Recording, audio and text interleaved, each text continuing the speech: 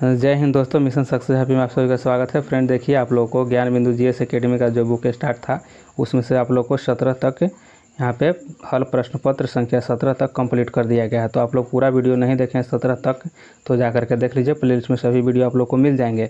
और इस वीडियो में आप लोग को 18 सेट नंबर देखने को मिलेगा, यानी कि हल प्रश्न पत्र संख्या 18 और फुल एक्सप्लेन के साथ इसमें आप लोग को वीडियो कराया गया है। तो पूरा वीडियो आप लोग देख लीजिएगा और अच्छे से देखिए। चैनल पर नए हैं तो सब्सक्राइब कर बेल आइकन प्रेस कर दीजिए। और आप लोग के पास अब कम समय है तो अच्छे से तैयारी कीजिए, बेहतर ढंग से तैयारी कीजिए और पूरा वीडियो को देखिए। धन्यवाद। यहाँ पे पहला क्वेश्चन हो जाएगा, fill in the blanks with the correct answer choosing from the given option. तो यहाँ पे देखिए कि he saw that the clock dash stopped. तो यहाँ पे आपको आंसर हो जाएगा ऑप्शन डी हो जाएगा। यहाँ पे देखिए हेड हो जाएगा। चलिए आगे यहाँ पे देख लेते हैं, 2 नंबर प्रश्न देखते हैं। यहाँ पे देखिए choose the closed meanings of the given words from the option that flow. यहाँ वेब है तो वेब का हो जाएगा ऑप्शन, आपको देखिए बी आपको राइट हो जाएगा, टू गिव अप हो जाएगा, टू गिव अप हो जाएगा। चलिए आगे यहाँ पे देख लेते हैं, 3 नंबर देखिए, fill in the blanks with the correct options they thought him dash to behave properly. तो यहाँ पे आपको आंसर हो जाएगा ऑप्शन डी, देखिए हो जाएगा कि हाउ हो जाएगा। आगे यहाँ पे देख लेते हैं 4 नंबर को। 4 नंबर में देख लीजिए, यहाँ पे अविनियो कहाँ का प्रमुख कला केंद्र रहा है। तो यह हो जाएगा ऑप्शन आपको देखिए डी हो जाएगा, फ्रांस का। कहाँ का?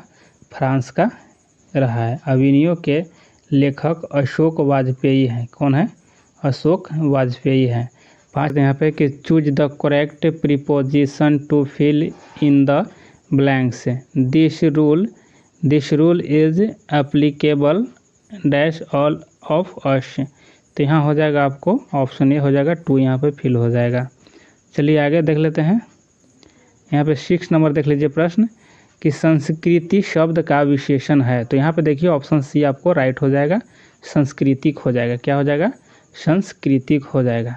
यहाँ पे 7 नंबर देख लीजिए। यहाँ पे देखिए कि choose the correct passive voice of the following sentence. यहाँ पे देखिए द पुलिसमैन कैचेज थीव्स।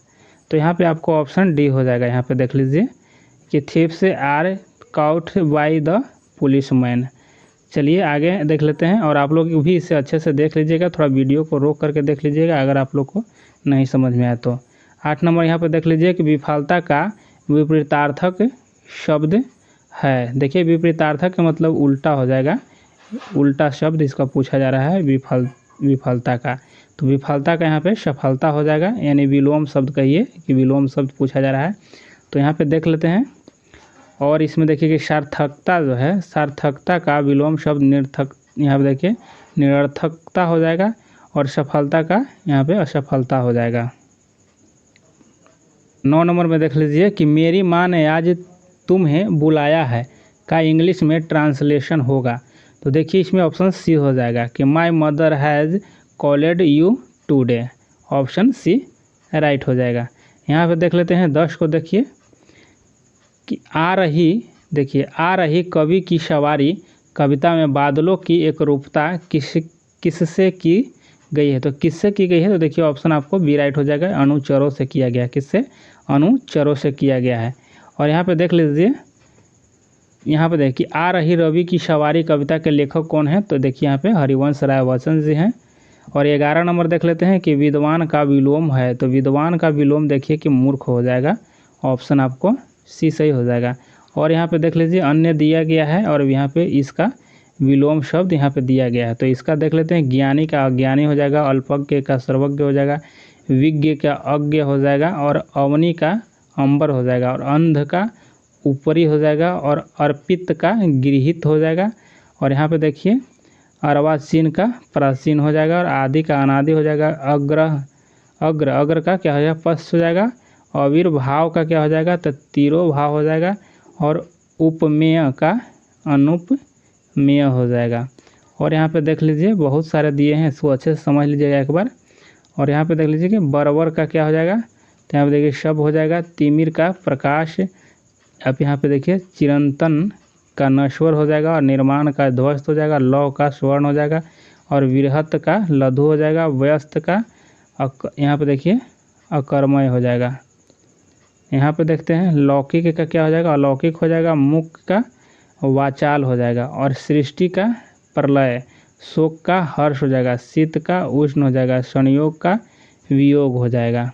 आगे चलिए आगे देख लेते हैं क्वेश्चन नंबर, यहाँ देखिए यहाँ पे 12 नंबर क्वेश्चन हो जाएगा। अब आपको यहाँ पे देख लेते हैं कि choose the correct answer to the questions from the given option. तो व्हाट डिड मिस्टर जेसलर डी ऑफ, तो यहाँ क्या हो जाएगा आपको ऑप्शन बी हो जाएगा। यहाँ पे देखिए आपको बी आपको राइट हो जाएगा। चलिए यहाँ पे 13 को देख लेते हैं। 13 को यहाँ देखिए कि चूज द करेक्ट ऑप्शन, और यहाँ पे जो दिया गया है और इसका आंसर आपको ये हो जाएगा। यहाँ पे ऑप्शन ए आपको हो जाएगा, इसको आप लोग देख लीजिएगा अच्छे से। 14 को देख लेते हैं कि किस समूह में बादल के पर्याय है, तो किस समूह में बादल का पर्याय है, तो यहाँ ऑप्शन आपको बी हो जाएगा, यानी वारिद, नीरद और पयोद हो जाएगा। और यहाँ पे देख लीजिए और जैसे धन होता है, जलद होता है, जलधर, नीरद, पयोद, मेद, वारिद, वारिधर, अतः विकल्प आपको बी सही हो जाएगा। 15 को देख लेते हैं। यहाँ पे देखिए choose the correct answer to the given questions from the option that follow, और यहाँ पे देख लीजिए इसको पढ़ लीजिएगा और यहाँ पे इसका आंसर हो जाएगा आपको बी हो जाएगा, द मून हो जाएगा। चलिए 16 को देख लेते हैं। यहाँ पे 16 का हो गया कि भारत माता कविता के रचनाकार है, तो इसका हो जाएगा आपको ऑप्शन बी हो जाएगा, सुमित्रानंद पंत जी हैं। कौन? सुमित्रानंद पंत हो जाएंगे। और इनकी और रचनाएं देख लीजिए। यहाँ पे देखिए गृहस्थी हो जाएगा, भोजन हो जाएगा, भोजन, और यहाँ पे ग्राम्या हो जाएगा, युगांत हो जाएगा, स्वर्ण किरण हो जाएगा, स्वर्ण धूमिल हो जाएगा, कला और बूढ़ा, देखिए कला और बूढ़ा चांद, लोकायतन हो जाएगा, और चितंबरा आदि, ये सभी जो है यह इनका है, सुमित्रानंद पंत जी की रचनाएं हैं। आगे यहाँ 17 में देख लेते हैं। 17 क्वेश्चन नंबर हो गया कि मैं निर्भरी दुख की बदली कविता महादेवी वर्मा के किस काव्य ग्रंथ में संकलित है। क्या था कि मैं निर्भरी दुख की बदली, तो यहाँ पे देख लीजिए ऑप्शन ए हो जाएगा, यामा से है। कहाँ से? यामा से। और यहाँ पे देख लीजिए रश्मि निहार तथा दीपशिखा महादेवी वर्मा के अन्य काव्य संग्रह है, और यामा हो जाएगा। फिर काव्य ग्रंथ के लिए महादेवी वर्मा को ज्ञानपीठ पुरस्कार भी मिला था। फिर 18 नंबर देख लेते हैं कि माली मालिन्य में समास है, तो कौन हो जाएगा? यहाँ पे ऑप्शन सी हो जाएगा, द्विंद हो जाएगा। क्या? द्विंद समास हो जाएगा। चलिए द्विंद समास में क्या होता है कि दोनों पद प्रधान होते हैं। 19 नंबर देख लेते हैं कि हमारे नींद कविता के कवि हैं, तो यहाँ देखिए ऑप्शन ए हो जाएगा कि वीरेन डंगवाल हो जाएंगे। ऑप्शन ए आपको राइट हो जाएगा। और अनामिका देख लीजिए, अनामिका की अन्य रचनाएं जो है यहाँ पे देख लीजिए कि गलत पत्ते की चिट्ठी, और बीजाक्षर हो जाएगा, अनुष्टुप हो जाएगा, अभी वसंत को तुम्हारी ज़रूरत हो जाएगा, दूब धान हो जाएगा, और टोकरी में दिवंगत कविता के लिए इनको दिया गया था साहित्य अकादमी पुरस्कार।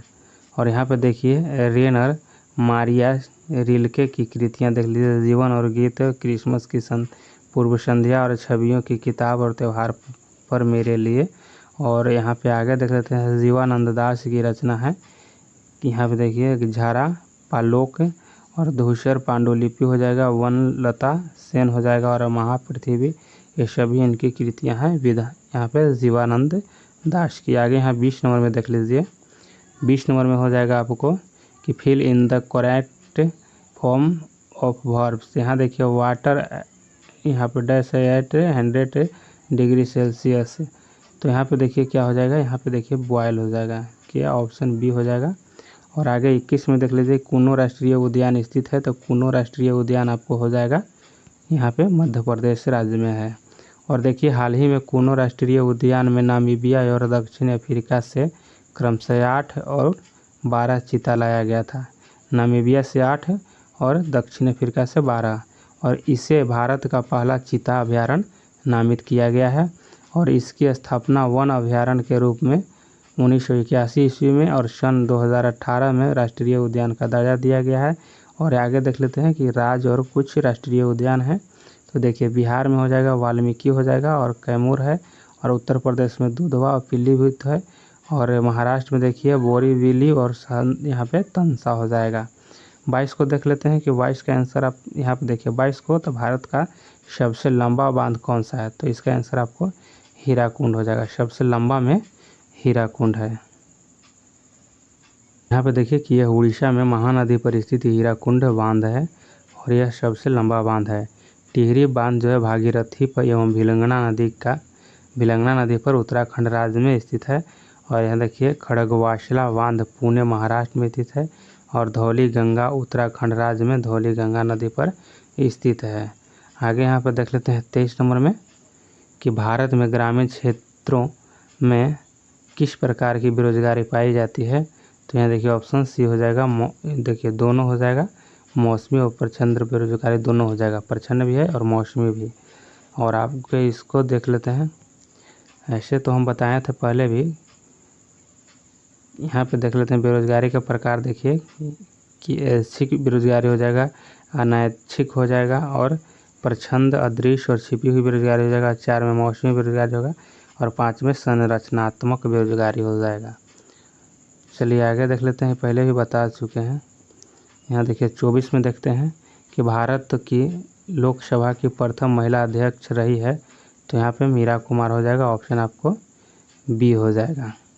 और देख लेते हैं प्रथम लोकसभा अध्यक्ष जीवी मावलंकर थे, और प्रथम लोकसभा उपाध्यक्ष एम.ए. अयंकर थे, और यूएनए की प्रथम महिला भारतीय राजदूत विजया लक्ष्मी पंडित थे, और प्रथम महिला मुख्यमंत्री सुचेता कृपलानी यूपी की, और दिल्ली की पहली महिला मुख्यमंत्री सुषमा स्वराज थी, और दिल्ली की दूसरी महिला देखिए मुख्यमंत्री शीला दीक्षित।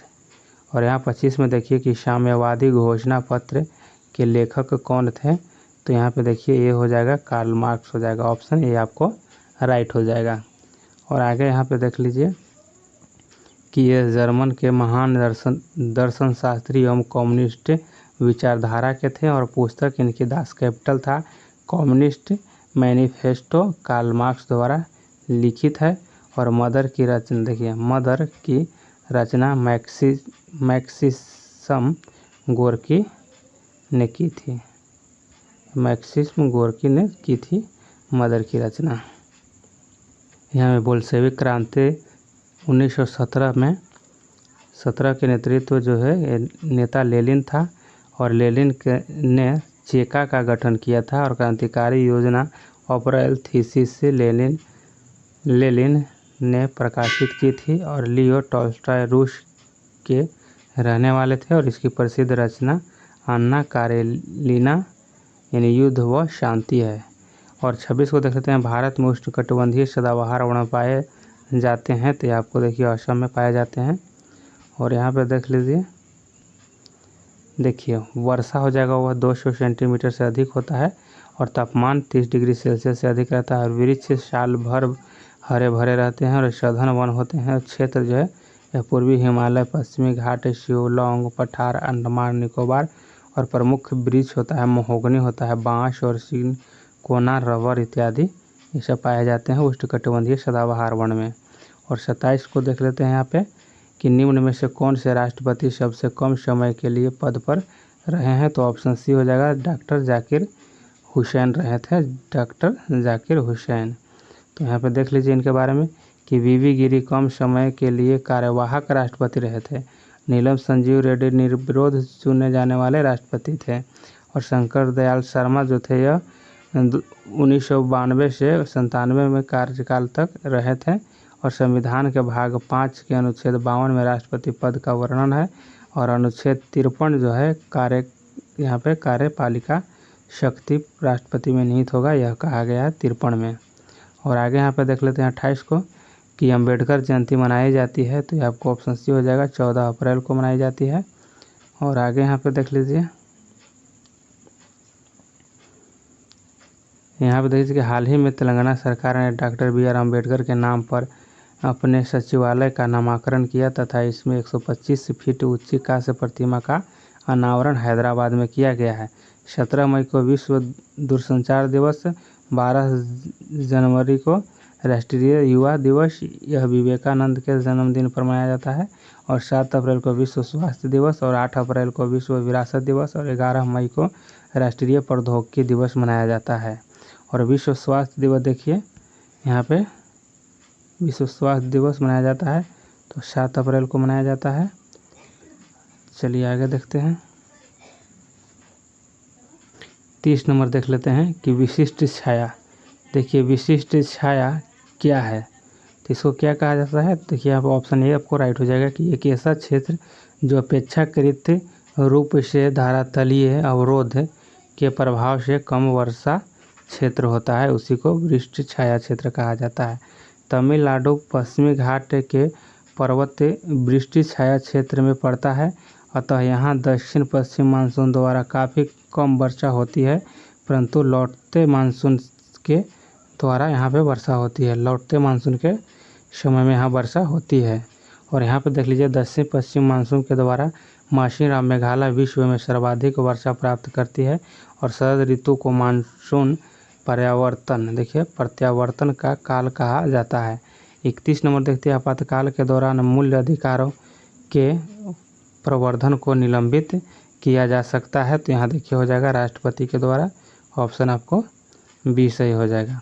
यहाँ पे देख लेते हैं कि अनुच्छेद 358 अनुच्छेद 19 द्वारा दिए गए मूल अधिकारों के निलंबन से संबंधित है। और अनुच्छेद 359 जो है 359 अन्य मूल अधिकार अनुच्छेद 20 और 21 को छोड़कर सभी निलंबित हो जाते हैं। और यहाँ पे देखते हैं कि मौलिक अधिकारों में संशोधन संसद द्वारा किया जाता है और सर्वोच्च न्यायालय मौलिक अधिकारों का संरक्षक होता है। और यहाँ पे देख लेते हैं 32 नंबर देखिए कि द्वितीय विश्व युद्ध का तत्कालीन कारण क्या था, तो यहाँ पे देखिए ऑप्शन डी हो जाएगा, पोलैंड पर जर्मनी का आक्रमण था।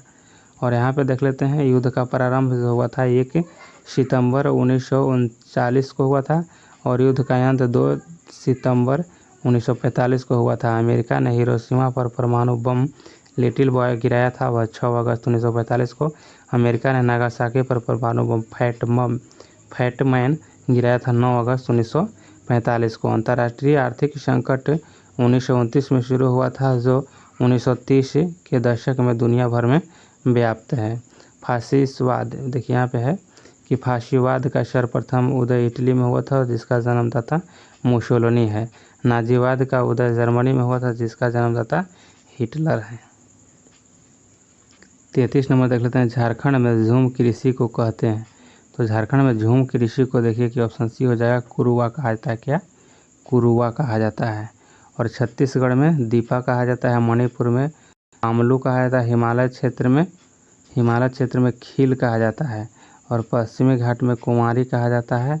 और आगे यहाँ पर देख लेते हैं आंध्र प्रदेश में पोंदू, और उत्तर पूर्व राज्य में झूम कहा जाता है। आगे यहाँ पर देख लेते हैं 34 नंबर प्रश्न। 34 नंबर यहाँ पर देखिए भारत की स्थल सीमा की कुल लंबाई है, तो कुल लंबाई कितना हो जाएगा। ऑप्शन देखिए सी आपको राइट हो जाएगा, 15,200 किलोमीटर हो जाएगा। और आगे इसके बारे में देख लेते हैं। यहाँ पे देखिए कि इसके मुख्य भूमि के तटीय भाग की लंबाई देखिए यहाँ पे दिया हुआ है 5,422.6 किलोमीटर है, और द्वीप सहित तटीय भाग की लंबाई यहाँ पे देखिए 7516.6 किलोमीटर है। और उत्तर से दक्षिण तक का विस्तार आपको 3214 किलोमीटर है, और पूर्व से पश्चिम तक का विस्तार 2933 किलोमीटर है। और इसका क्षेत्रफल 32,87,263 वर्ग किलोमीटर है, और क्षेत्रफल के दृष्टि से विश्व में 7वां सबसे बड़ा देश है।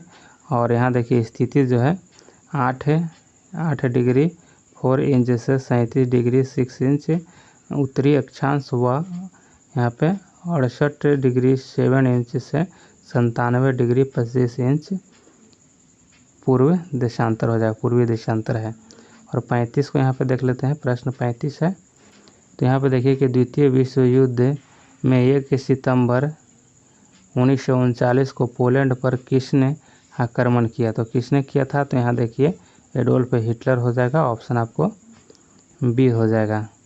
चलिए यहाँ पे आगे इसके बारे में देख लेते हैं कि हिटलर की विस्तारवादी नीति का पहला शिकार ऑस्ट्रिया हुआ और हिटलर का जन्म 20 अप्रैल 1889 में और मृत्यु 30 अप्रैल 1945 में। हिटलर ने अपने आत्मकथा मैन कैम्प मेरा संघर्ष की रचना किया था और मुसोलिनी का जन्म 1883 ईस्वी में रोमांगना में हुआ था और मुसोलिनी के दल का नाम फासिस्टवाद था और मुसोलिनी को ड्यूस के नाम से भी पुकारा जाता था। मुसोलिनी ने 1922 ईस्वी में रोम व 1935 ईस्वी में अबिसिनिया पर आक्रमण किया था और विंस्टन चर्चिल द्वितीय विश्व युद्ध के समय इंग्लैंड का प्रधानमंत्री था और सम्राट नारुहितो जापान के सम्राट हैं। 36 नंबर देख लेते हैं कि टेस्ला ने किस भारतीय शहर में इलेक्ट्रॉनिक वाहनों के लिए भारतीय सहायक कंपनी पंजीकृत की है। तो देखिए बेंगलुरु हो जाएगा, ऑप्शन डी सही हो जाएगा। 37 को देख लेते हैं कि सर्वप्रथम यूरोपियन व्यापारी जो हिंद चीन आए थे, तो ये में सबसे पहले हो जाएगा आपको देखिए पुर्तगाली हो जाएगा। और यहाँ पे देख लेते हैं पुर्तगाली ने प्रथम व्यापारिक कोठी कोचिन और दूसरा कुन्नूर में खोली थी और 1505 में फ्रांसिस्को द अल्मोड़ा भारत में प्रथम पुर्तगाली वायसराय बनकर आया था और 1509 में अल्फांसो द अल्बुकर्क भारत में पुर्तगाली का वायसराय बना था। और यहाँ पे देखिए कि 1510 ईस्वी में बीजापुर के यूसुफ आदिल शाह सेगोवा को जीता था और भारत में फ्रांसीसियों ने प्रथम कोठी फ्रैंको कैरो में बसाई थी और डचों ने भारत में प्रथम व्यापारिक कोठी मछलीपट्टनम में स्थापित की। अंग्रेज़ों की प्रथम व्यापारिक कोठी सूरत में स्थापित हुई थी। आगे यहाँ पे देख लेते हैं, यहाँ 38 नंबर हो जाए कि सिंधु तथा सतलज के मध्य स्थित हिमालय को जाना जाता है। तो यहाँ पे देखिए पंजाब हिमालय के नाम से जाना जाता है, पंजाब हिमालय के नाम से जाना जाता है। और यहाँ पे देख लेते हैं कि सिडनी बुराड ने हिमालय का वर्गीकरण नदियों के आधार पर किया था और पंजाब हिमालय सिंधु सतलज और कुमायूं जो था आपको सतलज और काली नदी के बीच, और नेपाल हिमालय जो था काली और तीस्ता के बीच, और असम जो था तीस्ता और दिहांग के बीच में था। और आगे यहाँ पे देख लेते हैं, यहाँ पे देखिए 39 नंबर क्वेश्चन कि राज्यसभा के 1/3 सदस्य अवकाश ग्रहण करते हैं तो प्रत्येक डैश पश्चात। देखिए यहाँ पे ऑप्शन देखिए ये हो जाएगा 2 वर्ष के पश्चात। ऐसे कार्यकाल 6 वर्षों का होता है लेकिन 2 वर्ष में यहाँ पे 1/3 सदस्य अवकाश ग्रहण कर लेते हैं। और यहाँ पे देख लेते हैं कि संविधान के अनुच्छेद 80 में वर्णन किया गया है राज्यसभा का उल्लेख है और यह जो है आपका उच्च सदन है।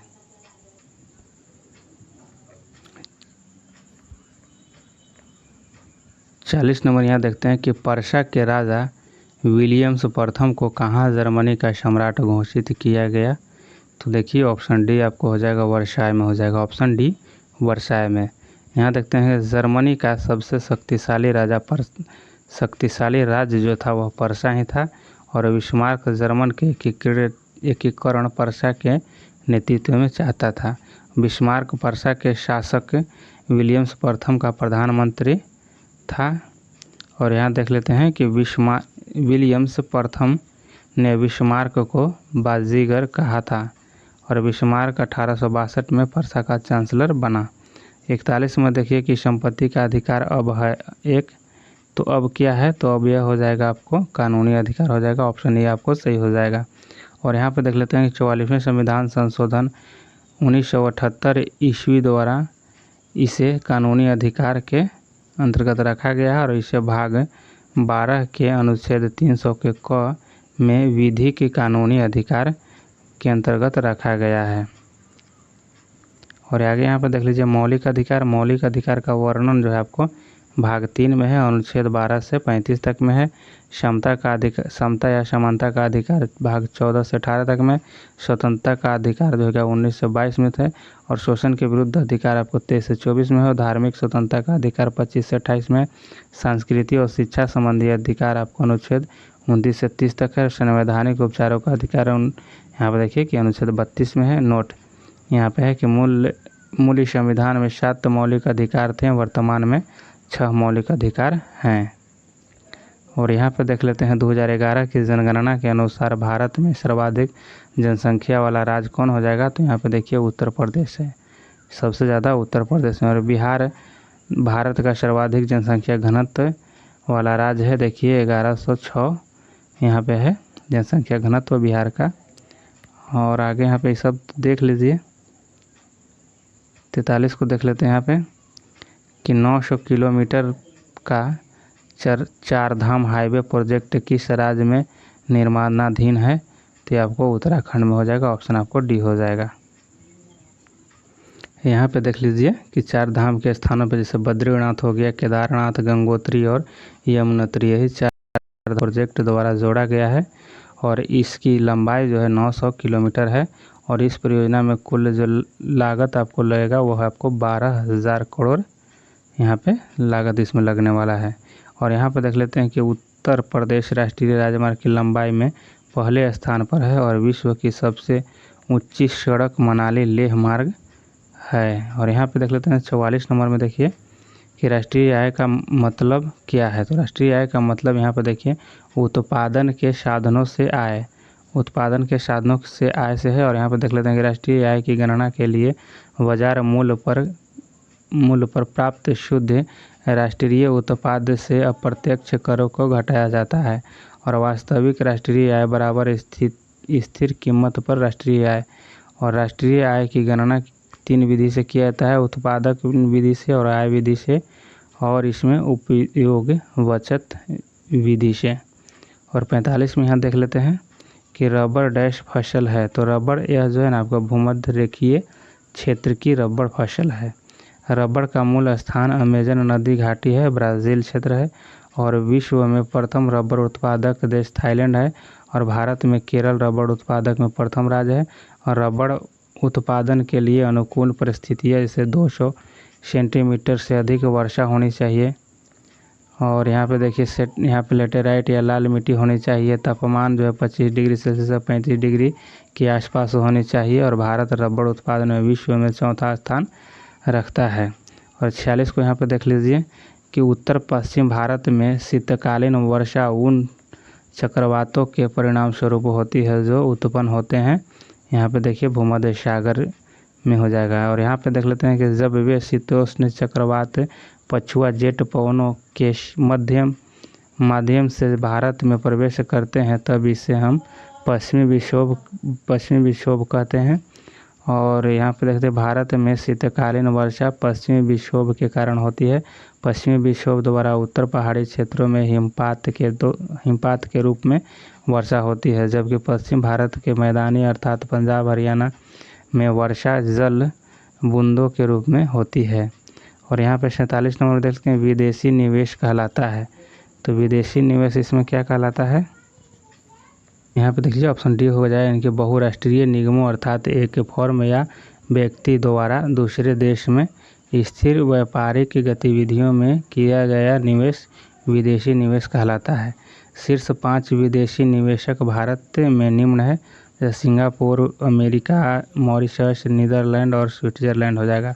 विदेशी निवेश को बढ़ावा देने हेतु तो भारत सरकार की पहल जो था मेक इन इंडिया हो जाएगा, आत्मनिर्भर भारत इत्यादि हो जाएगा।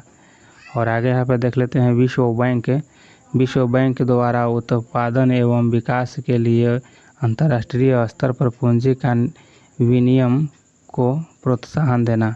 और यहाँ देख लेते हैं अंतर्राष्ट्रीय मुद्रा कोष सदस्य देशों को विदेशी विनिमय से सुविधा प्रदान करना। 48 को देखते हैं लोकसभा अपना त्यागपत्र किसे प्रस्तुत करता है। तो लोकसभा अध्यक्ष जो है ना वो उपाध्यक्ष को देगा। यहाँ पे देखिए लोकसभा उपाध्यक्ष को देगा और यह जो है यह आपको अध्यक्ष को देगा। और आगे यहाँ पर देख लीजिए कि लोकसभा अध्यक्ष एवं उपाध्यक्ष का वर्णन अनुच्छेद 93 में है। और लोकसभा अध्यक्ष के रूप में नहीं, देखिए लोकसभा अध्यक्ष के रूप में नहीं बल्कि सामान्य सदस्य के रूप में शपथ लेते हैं। राष्ट्रपति अपना त्यागपत्र उपराष्ट्रपति को देते हैं, अनुच्छेद 56 के 1 में कहा गया है। और मुख्य न्यायाधीश हस्ताक्षर लेख सहित अपना त्यागपत्र राष्ट्रपति को देते हैं और प्रधानमंत्री अपना त्यागपत्र राष्ट्रपति को देता है। और यहाँ पे देख लेते हैं 26 नवंबर जाना जाता है। तो 26 नवंबर यह आपको जाना जाता है कि राष्ट्रीय विधि दिवस के रूप में। और इसके बारे में देख लीजिए कि 26 नवंबर 1949 को भारत का संविधान स्वीकार किया गया था और भारत के सामाजिक न्याय और आधिकारिक मंत्रालय ने वर्ष 2015 में प्रत्येक वर्ष 26 नवंबर को संविधान दिवस के रूप में मनाया जाता है, घोषित किया गया था मनाने के लिए। मानवाधिकार दिवस 10 दिसंबर को, अंतर्राष्ट्रीय साक्षरता दिवस 8 सितंबर को, और यहाँ पे देख लीजिए विश्व पर्यावरण दिवस जो है 5 जून को है, और अंतर्राष्ट्रीय योग दिवस आपको 21 जून को है। और आगे यहाँ पर देख लीजिए सुंदरवन राष्ट्रीय उद्यान किस राज्य में स्थित है, तो ये आपको पश्चिम बंगाल में हो जाएगा, ऑप्शन सी हो जाएगा। यहाँ देखिए राज्य और राष्ट्रीय उद्यान है तो बिहार में वाल्मीकि हो जाएगा, झारखंड में पलामू और बेतला हो जाएगा, उड़ीसा में शिमलीपाल और भितरकनिका हो जाएगा, छत्तीसगढ़ में इंद्रावती और उत्तर प्रदेश में दुधवा और नवाबगंज हो जाएगा, यह राष्ट्रीय उद्यान है। और आगे यहाँ देख लेते हैं कि उपराष्ट्रपति का कार्यकाल होता है, तो यहाँ 5 वर्षों के लिए होता है कार्यकाल उपराष्ट्रपति का।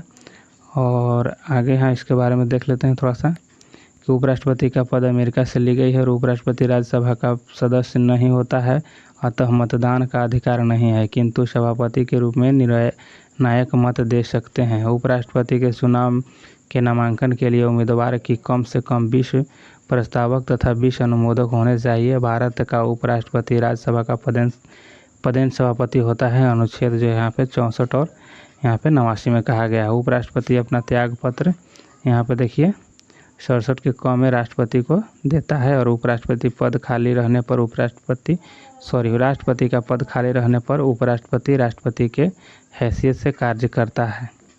और यहाँ पे देख लेते हैं उपराष्ट्रपति को राष्ट्रपति के रूप में कार्य करने के लिए अधिकतम अवधि 6 माह होती है। और यहाँ पे देखिए पद ग्रहण के पूर्व उपराष्ट्रपति को राष्ट्रपति तथा उसके नियुक्ति किसी व्यक्ति के समक्ष शपथ लेनी पड़ती है।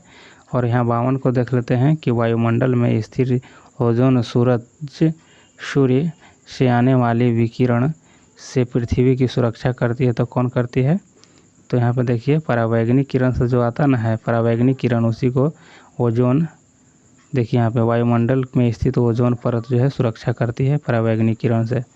और यहाँ पे देख लिया ओजोन परत समताप मंडल में स्थित है। और ओजोन देखिए ओजोन की खोज क्रिश्चियन फ्रेडरिक ने की थी और सर्वप्रथम इसके क्षय का पता फोरमैन ने लगाया था।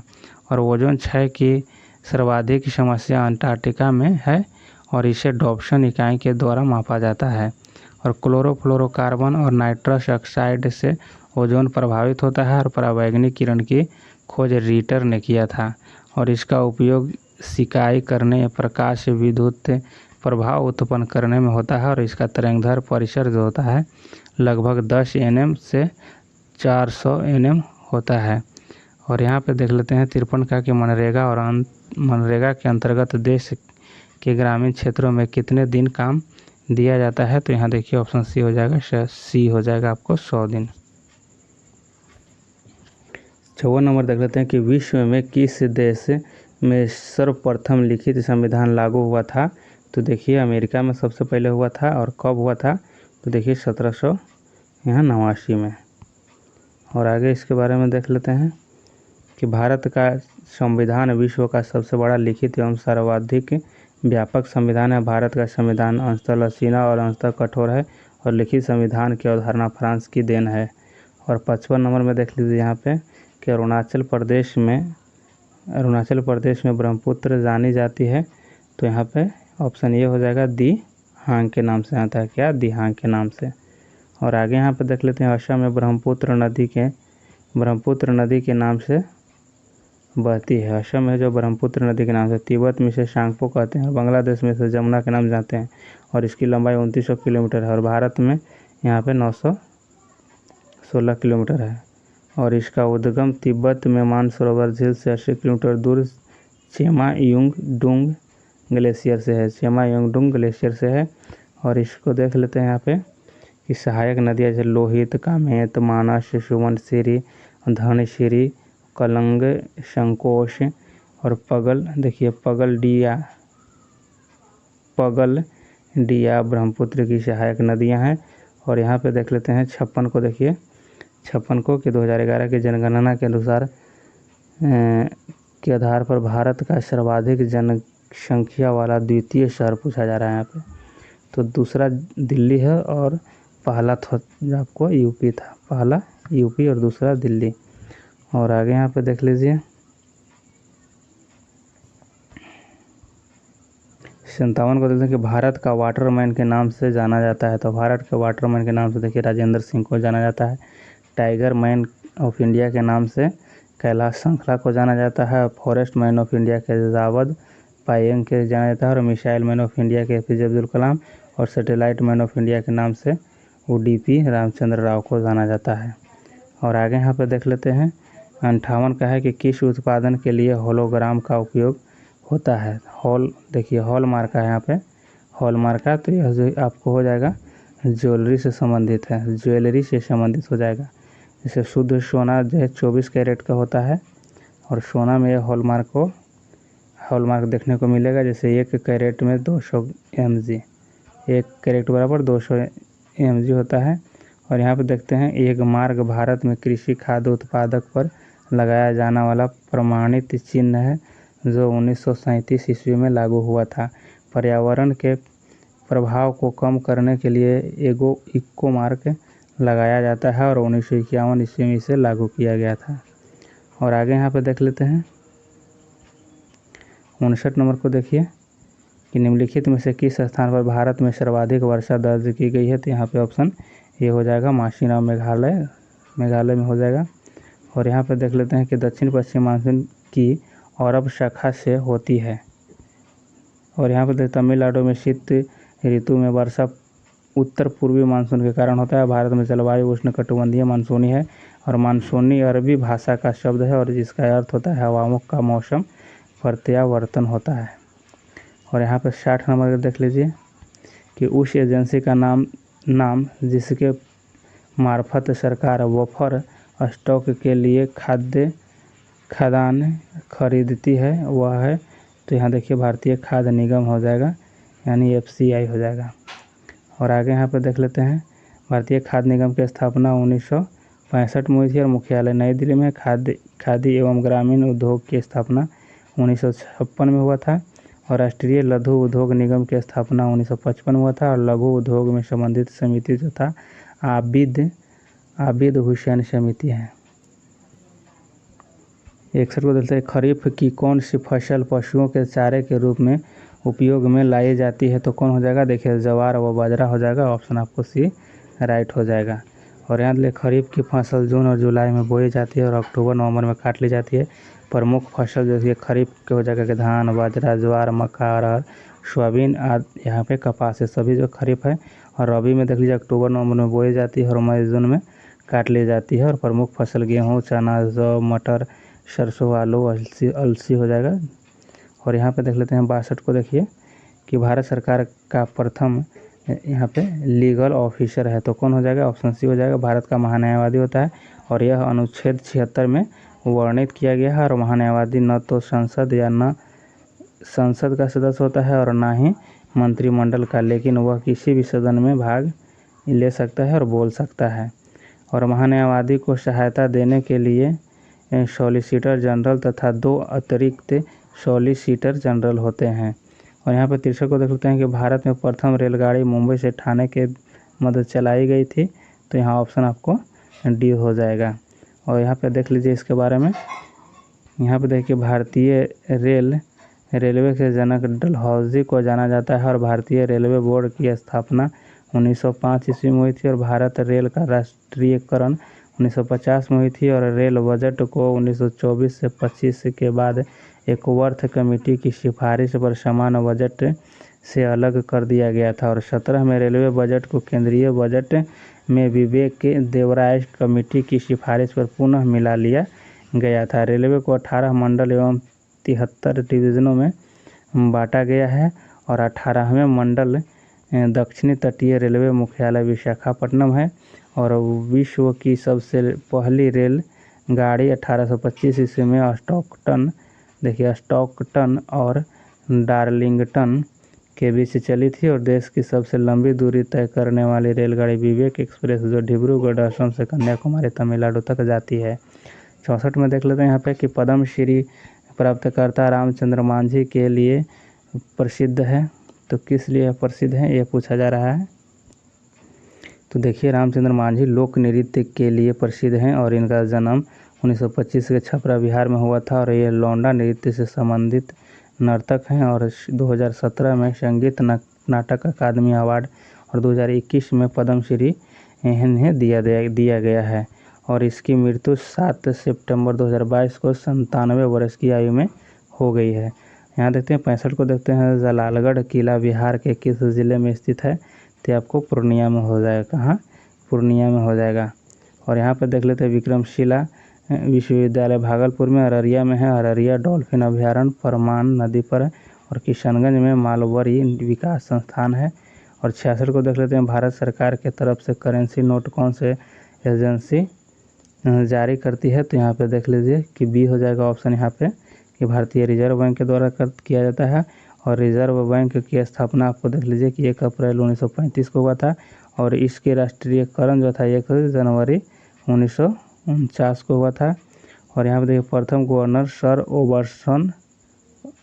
ओसबोर्न स्मिथ थे और स्वतंत्र भारत में प्रथम भारतीय जो गवर्नर थे वो सी.डी. देशमुख और बैंकों के राष्ट्रीयकरण के समय गवर्नर एल.के. झा थे। और सेबी की स्थापना आपको 12 अप्रैल 1988 को हुई थी।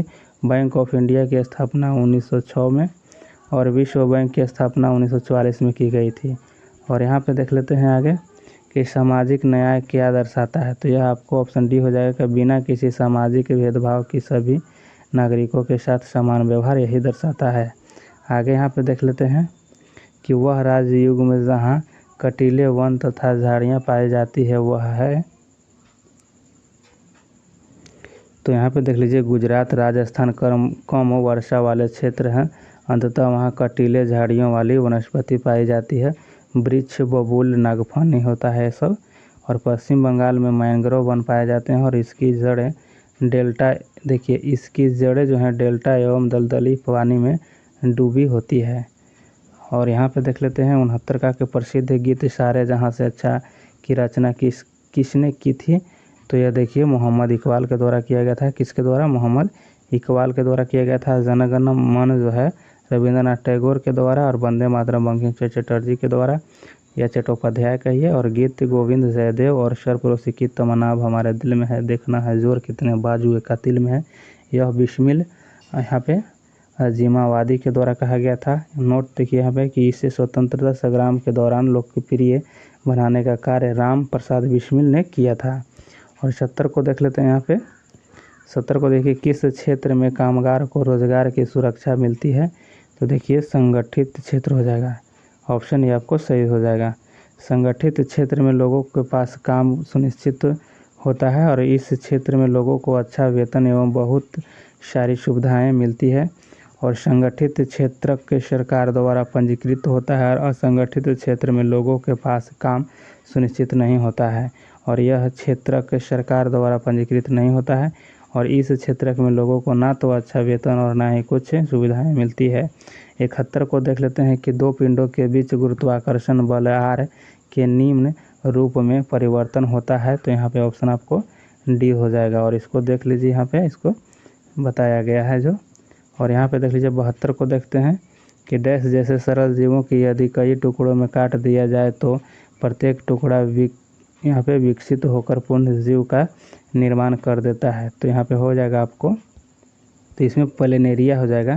प्लेनेरिया को यदि कई टुकड़ों में काट दे तो यह पूर्ण जीव निर्माण कर लेते हैं। प्लेनेरिया संघ जो है प्लेटी हेलमिन्थेज के अंतर्गत आता है और इस संघ के अधिकांश जीव परजीवी होते हैं, त्रिस्तरीय होता है और अर्थात इनका शरीर एक्टोडर्म और मीसोडर्म एवं एंडोडर्म्स से बना होता है।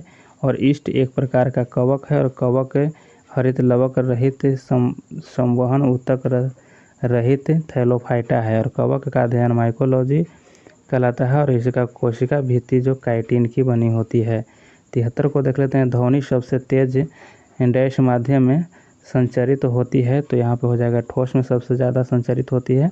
चलिए आगे यहाँ पे देख लेते हैं 74 को, देखिए कि 1 जूल बराबर होता है, तो यहाँ पे देखिए 1 जूल बराबर 1 Nm होता है, न्यूटन मीटर हो जाएगा।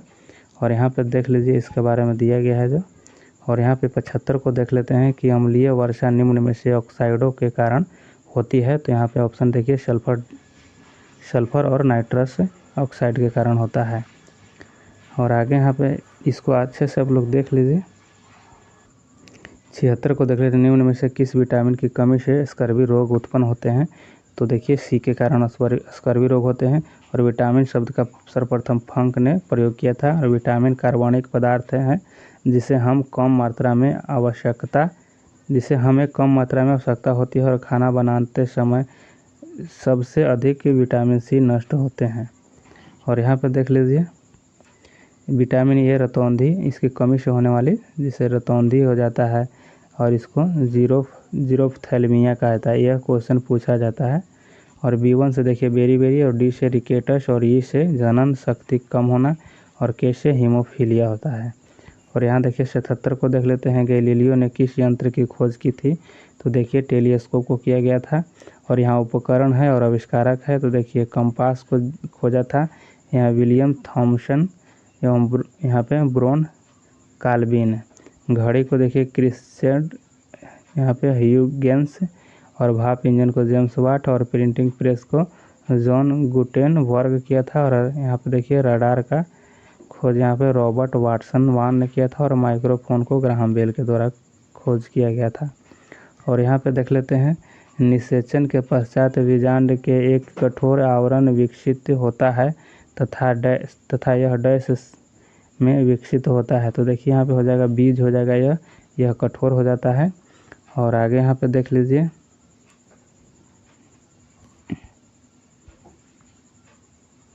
यहाँ पे देखिए 79 को जाएगा, परमाणु ऊर्जा संयंत्रों में विद्युत उत्पन्न करने के लिए किस समस्थानिक का उपयोग किया जाता है, तो यहाँ पे ऑप्शन ए हो जाएगा यूरेनियम 235 हो जाएगा।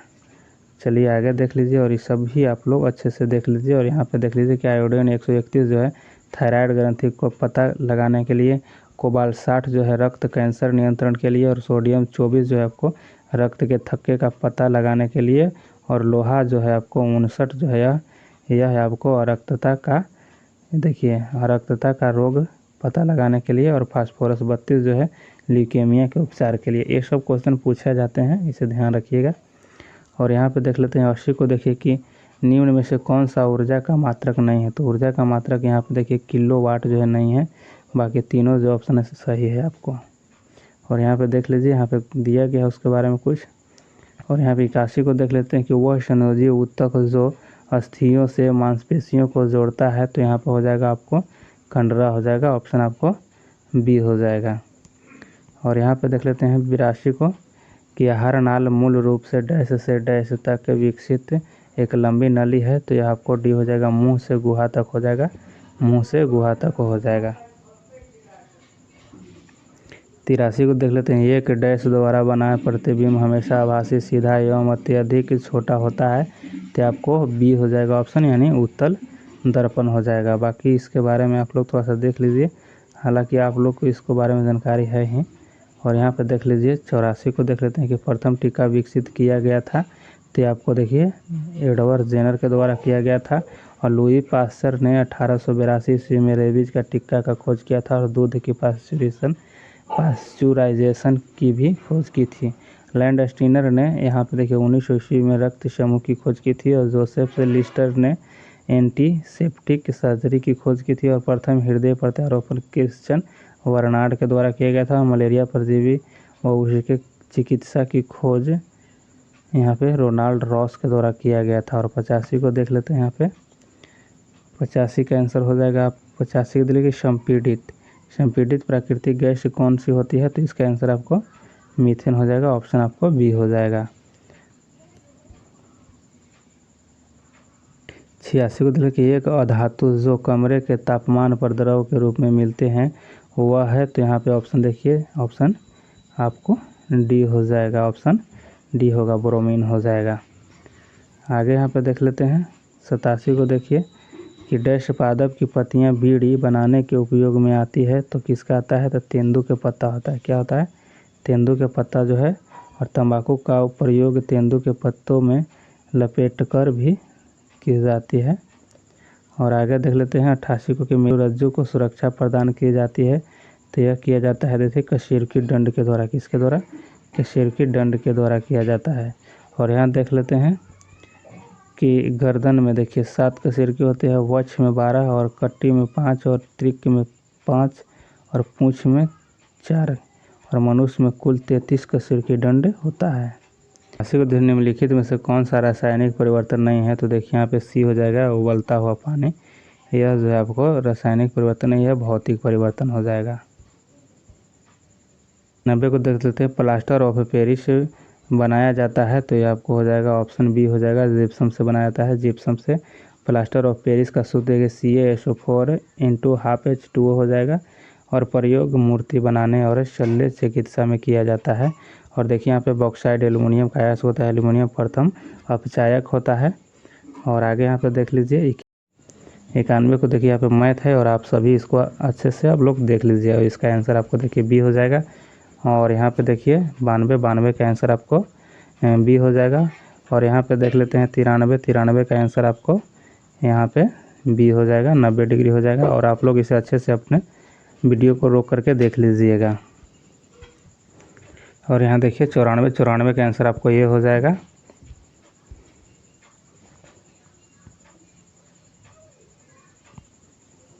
यहाँ पे 94 का आंसर ये था, और इसको अच्छे से आप लोग देख लीजिए। और यहाँ पे देख लीजिए 95 और 95 का देखिए कि आंसर यहाँ पे आपको ये हो जाएगा। और यहाँ पे देखिए कि +3 +5 यानी कि 2 का अंतराल करके बढ़ाया गया है, तो उसी तरह से आप लोग इसको देख लीजिए। 96 को देख लीजिए, 96 का आंसर आपको डी हो जाएगा। और यहाँ पे जिसको सोल्व किया हुआ है, तो इसको अच्छे से आप लोग देख लीजिएगा। यहाँ पे आप लोग देख लीजिए 96 का यहाँ सोल्व किया हुआ जो है। यहाँ 97 को देख लीजिए, 97 का देखिए यहाँ पे 97 का आंसर डी हो जाएगा। और इसको जो सोल्व किया हुआ है ये भी आप लोग समझ लीजिए। और यहाँ देखिए 98 का आंसर आपको बी हो जाएगा। यहाँ पे देखिए, और यहाँ आंसर इसका और सोल्व किया हुआ है, तो इसको भी आप लोग देख लीजिए। 99 देखिए, 99 का आंसर देख लीजिए, यहाँ पे आपको यहाँ पे ऑप्शन सी हो जाएगा। और यहाँ पे सोल्व किया हुआ है। और आगे यहाँ 100 को देख लीजिए, देखिए यहाँ पे 10 हो जाएगा। और यहाँ पे सोल्व किया हुआ है, इसको अच्छे से आप लोग देख लीजिएगा। देखिए सेकंड मेथड भी इसमें दिया गया है, तो आप लोग अच्छे से इसको सोल्व कर लीजिएगा।